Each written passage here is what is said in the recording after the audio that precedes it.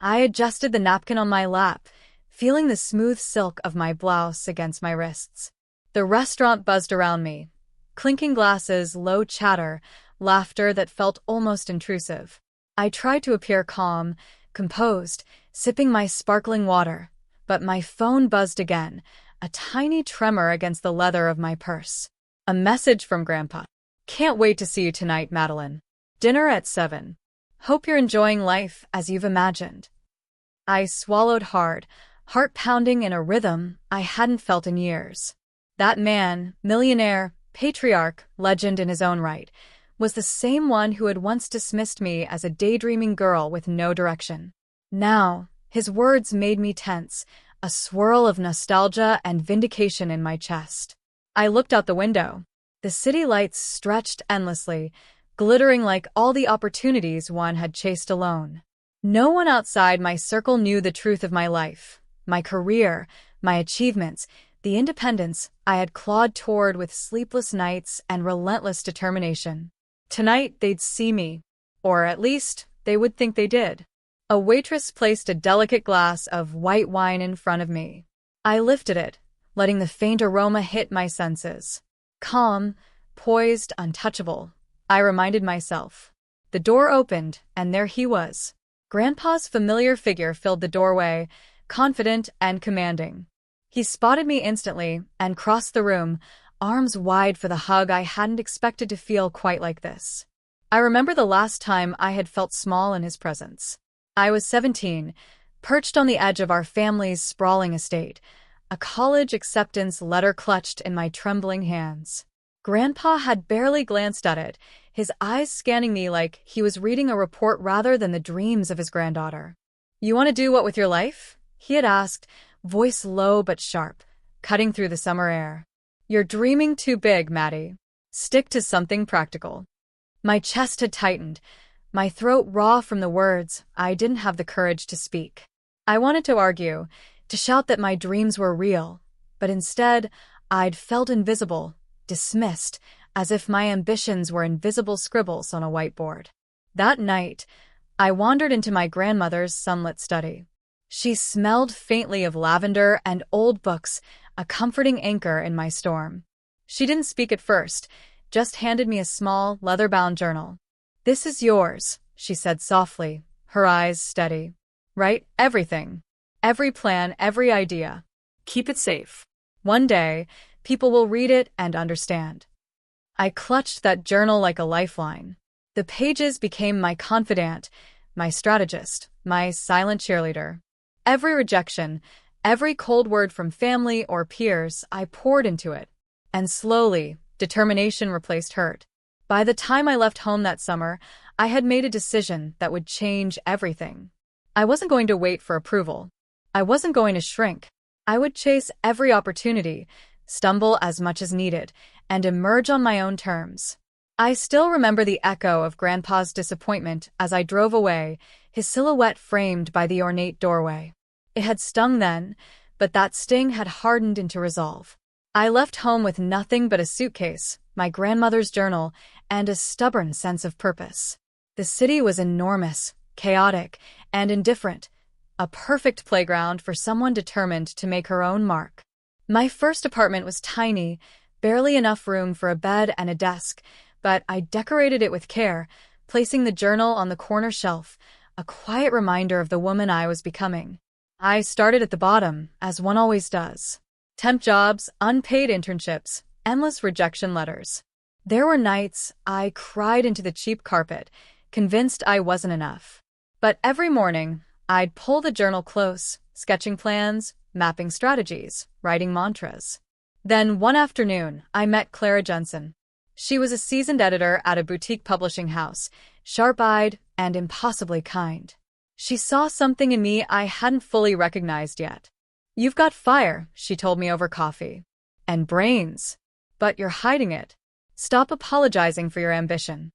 Under Clara's guidance, I began pitching stories, negotiating contracts, learning the intricacies of publishing. The first time a client called me personally to thank me for my work, I felt a surge of validation I hadn't known in years. The first check I deposited, a modest sum but mine entirely, felt like currency infused with freedom. I kept my successes carefully contained. Social media only ever saw snippets, coffee shop selfies, vague posts about busy days, or exciting projects. No one in my family knew I was running my own boutique agency, managing multiple clients, or that my income had grown steadily, quietly, beyond anything they might have imagined. There were setbacks, too, projects gone wrong, contracts lost, moments when self-doubt gnawed at me, but I learned to fight them with strategy, patience, and sometimes stubbornness. Each victory, no matter how small, was logged in the journal, every lesson etched alongside the dreams of my teenage self. By my mid-20s, I was no longer the girl dismissed by her grandfather. I had clients who trusted me, an income that allowed independence, and a life built entirely on my own terms. And yet, the old wound of his doubt lingered, a quiet ember beneath the satisfaction of my achievements. Tonight, at that dinner, I would see if he noticed it, or if my life would speak for itself. The restaurant smelled of roasted garlic and butter, a cozy contrast to the storm of emotions building in my chest. Grandpa arrived first, his tailored suit impeccable, his expression unreadable. Soon after, my parents, cousins, and aunts filtered in, each wearing a polite smile that barely disguised curiosity and, in some cases, doubt. I had requested a private corner table, soft lighting glancing off crystal glasses and polished silverware. My own reflection shimmered in the window behind me, hair perfectly styled, tailored dress hugging the curve of confidence I had spent years sculpting. They were expecting the quiet, perhaps awkward girl they remembered from years ago. Grandpa's eyes softened when he saw me, and he came forward, arms open for a hug. I allowed it, letting the memory of that young, insecure girl wash over me for a heartbeat. "Granddaughter," he said, voice warm but slightly tentative, "hope you're enjoying life as you've imagined." I smiled, letting the words hang in the air, rich with irony. "I am," I said softly, sitting down. For the first few minutes, conversation meandered, safe topics, shallow pleasantries. Then I gestured toward my tablet and portfolio case, previously tucked neatly beside my chair. "Would anyone like to see a little project I've been working on?" Their polite nods felt tentative, almost skeptical. I tapped the screen, projecting charts, photographs, and business letters that chronicled the rise of Harper Creative, the agency I had founded and grown from nothing. My voice was calm, measured, as I outlined contracts, campaigns, and annual revenues. Grandpa leaned in, brows furrowed. "Is this yours?" "Yes," I said, letting the single word carry all the weight of the years I had labored in secret. "I run Harper Creative. Our annual turnover exceeds 7 figures, and I have complete ownership. Every contract, every client, every project mine. I built it." There was a long pause. My parents' mouths opened and closed like fish out of water. Cousins whispered, aunties exchanged glances of disbelief. Grandpa's hand tightened around his wine glass. I didn't realize," his voice trailed, disbelief laced with shame. I leaned back, letting them absorb the reality. I noticed subtle signs, the flicker of guilt in my father's eyes, the slight droop in my mother's shoulders. They had expected a girl still tethered to their approval, maybe struggling through small jobs or school loans. Instead, they met the woman they had underestimated for years.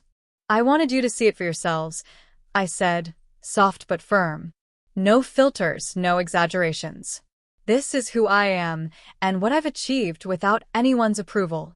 Grandpa swallowed, finally nodding slowly. "You've done well, Maddie. Very well." There was pride there, but tempered with a weight of recognition for the years he had doubted me. The rest of the family sat in stunned silence, letting the gravity of my revelation sink in.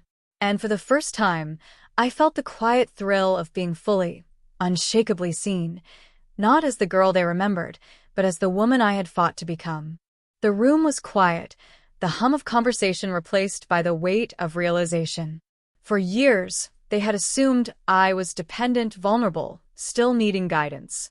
Now, the dynamic had shifted. I was no longer the girl to be protected or underestimated. I held the leverage, the power to decide how our relationships would continue. I took a slow breath, letting the pause deepen their anticipation. I want us to move forward, I began, voice calm, deliberate. But not in the same patterns that held us back. Grandpa's eyes met mine. What do you mean? I gestured gently toward my parents. Mom, Dad, you've devoted so much energy to expectations and comparisons. I need honesty and support, not judgment. I will help, yes, but only if you commit to pursuing your own passions instead of living through me or anyone else. They nodded slowly, the guilt visible, but their willingness flickering. Cousins, aunts, let's be honest. Toxic habits, old grudges, favoritism, they end here. We're building a family that lifts each other, not one that tears anyone down. I can help guide you, support your growth, but I won't be complicit in enabling old patterns. I noticed Grandpa shifting slightly in his chair. And you, he asked. I smiled softly. You've been a presence in my life, a reminder of both doubt and potential. I forgive, and I value our connection. But I also insist on respect, on acknowledging the years I spent building myself when no one else believed. We move forward as equals, or not at all. The room was heavy with reflection. I could see the wheels turning, the silent calculations, the recognition that they could no longer take me for granted. And I felt a surge of satisfaction, not from dominance, but from clarity. For the first time, I was engaging with my family on my terms. There was vulnerability too, a delicate thread weaving through the authority I projected. I cared for them. I wanted them to grow, to heal, to embrace their best selves. But I would not sacrifice my own boundaries, my achievements, or my self-respect. Finally, I added, this is not punishment. It's an invitation to step into responsibility, to contribute, to evolve. Those who choose to stay in the past can watch from the sidelines. Those who are ready to grow will find I can be a powerful ally. Grandpa exhaled slowly, a mixture of relief and awe in his expression. The others were quieter now, absorbing the weight of my words, the firmness wrapped in compassion, the shift of power that was not cruel, but inevitable. Weeks passed after that dinner, and slowly, I began to notice subtle changes. My parents started exploring hobbies they had abandoned years ago, my mother painting again, my father taking long walks with a renewed energy. Cousins who had whispered behind closed doors now called to share small victories, seeking advice instead of validation. Even Grandpa, once imposing and critical, began asking questions, genuinely interested in the decisions I made and the life I built. I watched them grow and felt a quiet pride, not the fleeting satisfaction of winning, but the steady warmth of change. I had given them conditions, yes, boundaries to respect, but in doing so, I had also opened a door for them to step into their own potential.